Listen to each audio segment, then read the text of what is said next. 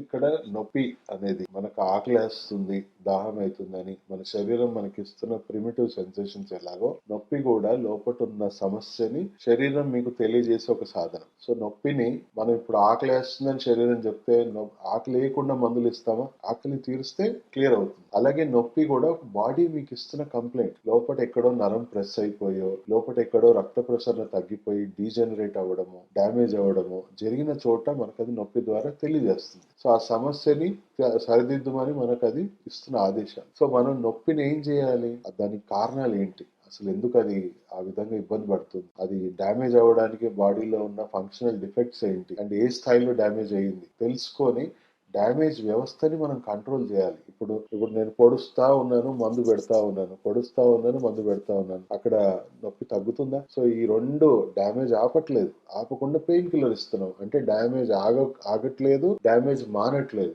So ఇది తెలియకుండా ఒక మత్తు మందు ఇచ్చేసి ఈ రోజు పూట గడిపిస్తాం.